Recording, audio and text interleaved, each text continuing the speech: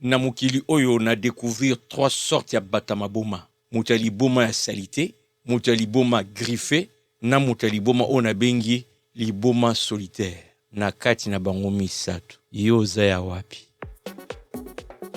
Biso na diaspora, tosolola bosolo lelo, lo iso kitobongoli, Kongo na bise kobonga o. Kongo na bise kobonga o. Kongo na bise kobonga o. Bienvenue sur Biso na diaspora. Biso na diaspora ezali podcast esami na ndeko na bino Jean Dentil Kouta Bongo mikili ya Canada. Jean ya bato ya maboma misato oyo na mimi lelo to réfléchir de kopesa biso mateya pona kobongisa bomoi na biso en tant qu'individu, bomoi na biso en tant que famille, pe un jour Congo na biso ekobonga. Développement ya Congo, devenir ya Congo eza ko dépendre na devenir ya chaque Congolais. Biso na diaspora focus na ngeza na biso bandeko tovandi na mikili ya poto. Et pa yoka pingamo kona vandi na ba réalité na yebi oyo na koyiko kabola mieux que ba réalité ya bandeko bavandi na kati ya Congo. Mais nyonso oto zali ko kabola awa ezali pe applicable na ndeko so zali ko landa ngova na mikili na mboka na biso Congo. Bato ya maboma liboso permettre ngai na limbola oyo ngai na bengi liboma na niko bani na mutali boma. Généralement mutali boma to yebisa mutu moko salité aliaka na poubelle. Liboma na ningi d'abord na définir encore mutu oyo na mutu na ye na bongo na yaza na monde na ye eza na ndenga monelaka makambu eza na ndenga mimonelaka vie na ye pe siko azo vivre vie na ye na ndenga azomona na kati ya mutu na ye po ezobima libanda batu pembeni bazomona façon ya ko vivre. Alors façon ya zo ko vivre ezali dicté par ndenge na bongo na ye aza ko mimona.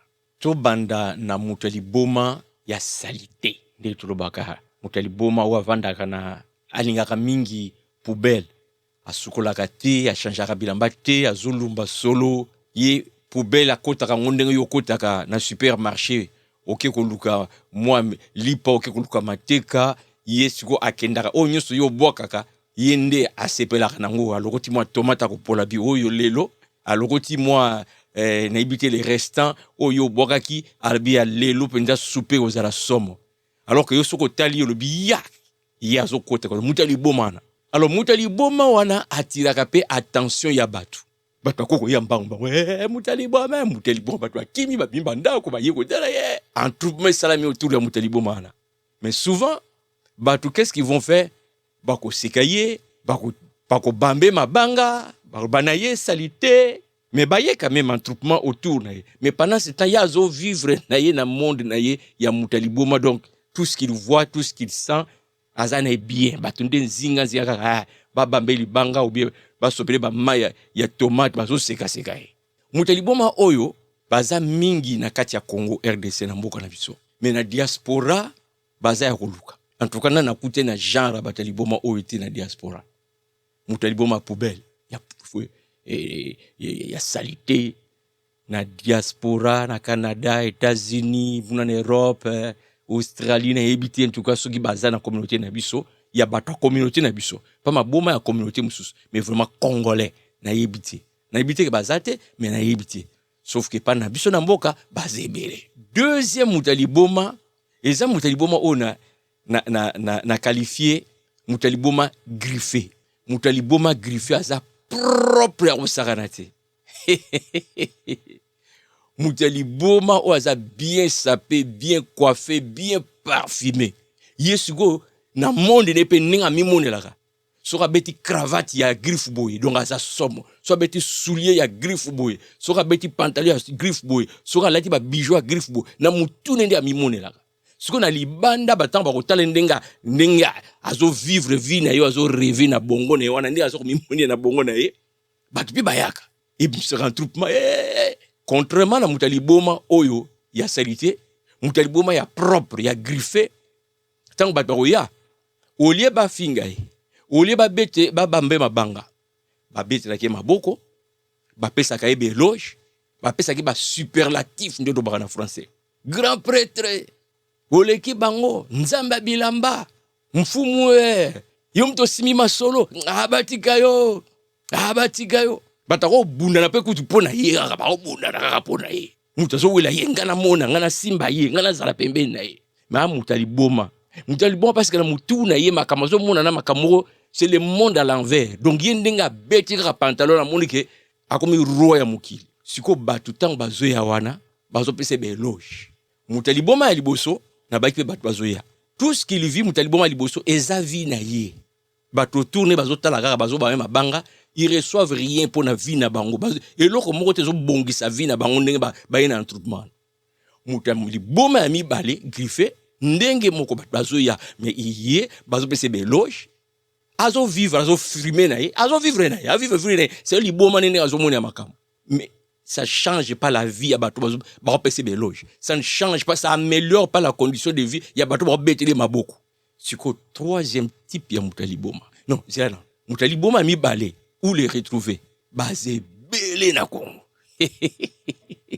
Congo na biso na kati basé belé na libanda sur na diaspora wana kutunde penza wana ndo océan na bango basé belé bata maboma griffé et belé na diaspora olukate et mokutu ba concurrence entre bango maintenant na kina troisième mutaliboma yepe makamune le rana mutu azo mimona azo mona monde na ye mutaliboma oyo na bengi mutaliboma solitaire mutaliboma azalaka so afungoli munuka alinga betali solo ya ce qu'il a vu na liboma na ye ba kotala bi yo liboma exemple avant di boa taliti amimoni na monde nege ako créer un gemoro boye pour na transport et longoli batu na mbandaka bakoti na njena ba longwe na mbandaka bakeiti na Afghanistan bakiti ne lo moboye na je comment monter mais so mon lo moboye bakoti na kati epumbwe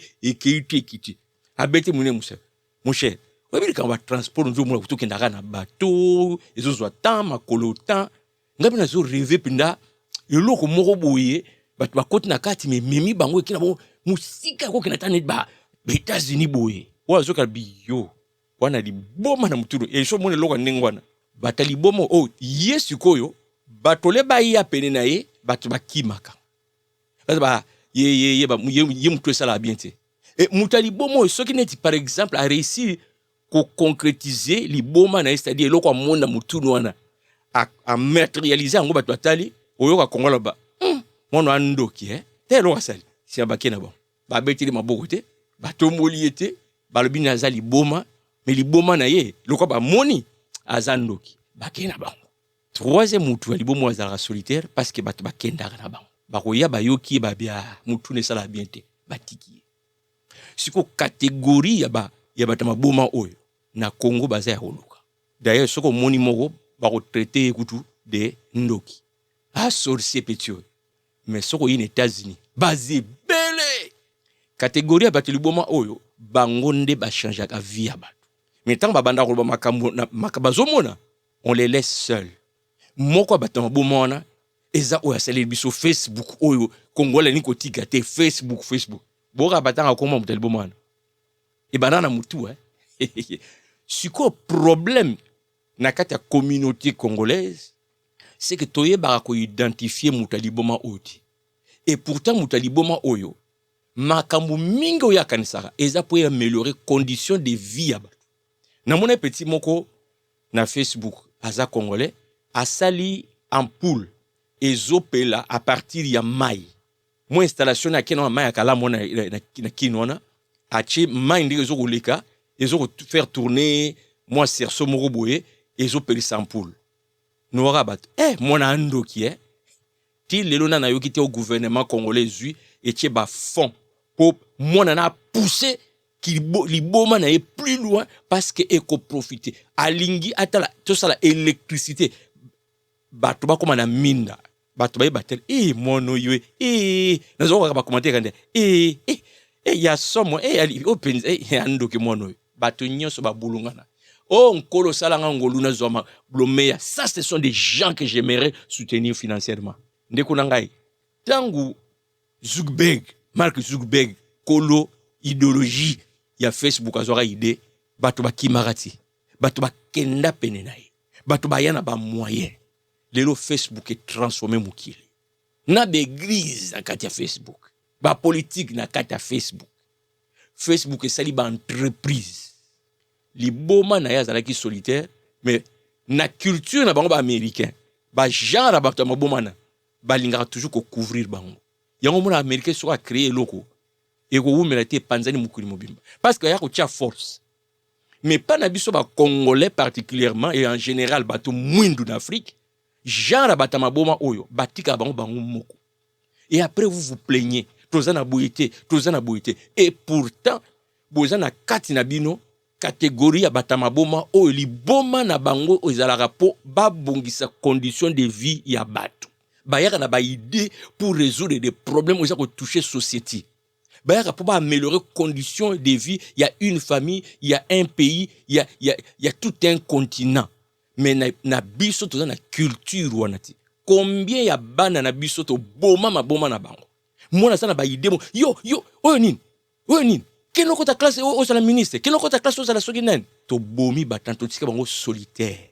Ba mitika na bango mokondena mutu ya kopesa valeur na ba création na bango ezalité. Interpellation na nga na boma o misato. Congolais. Congo ko koma pays ya niveau ya likolo tende zo kanisa. Tant et aussi longtemps au banda kopesa valeur na batama boma mibale ya liboso na lobeli wana. Tu passes du temps na batama boma mibale wana. Mais ce qu'on a mis ça tout solitaire, on peut ça moi $10, on peut ça moi mot d'encouragement, on le bela yango, on le lukaba moyen, on le to yo kaye, to bien appétit à rêver. Mais tout ce que nous admirons na poto est un rêve ya batama boma wana. Et loko l'avion, nana kwa kokanisango. Et uta na lola te, nzame mutasala ngote, mutu moko areva na mayelo nzama pesa e. Téléphone, oyo lelo yo, ozo frime nango. Mais ya liboma mutu. Liboma ya mutu nde mi téléphone. Na suksi boye. To valoriser troisième catégorie ya bataliboma. Na ebite la bataliboma misatu yo na catégorie dine.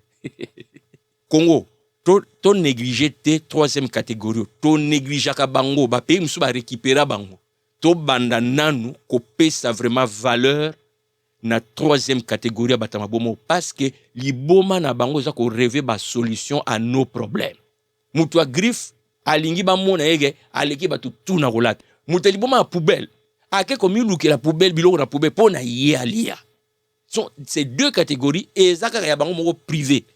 Mais tu leur accordes de l'importance. Et pourtant troisième catégorie solitaire yende aza ko rêver pour la nation, pour la population, pour les pays, pour l'humanité. Apprendre konanga ya ko soutenir bataboy. C'est alors que Congo na biso ekobonga. Na suki wana olobi boni ya likambu oyo na partager awa na kosi na exagérer les ananzela commenter bakisa longola ceux qui vraiment ou apprendre quelque chose loba ou apprendre nini et partager eloko oyo po ite to koka ko sensibiliser biso surtout na diaspora to banda kota la troisième catégorie ya ba rêveur oyo balingi ko améliorer situation ya vie na biso. Toyiba ko soutenir troisième catégorie surtout na kati ya communauté biso na diaspora bande konanga est-ce que to ko développer ce comme mentalité na ya to komi très très sensible na liboma ya mutu oyo azana ba idée pour na ko améliorer conditions de vie ya bato et toi appuyer et te permettre et te pese ba conditions abimise la biso et loko za na mutu na ye et ya na mukili pour échanger vie ya bato. Ndeto monani mbala ya sima. C'était Jean Dinsiel.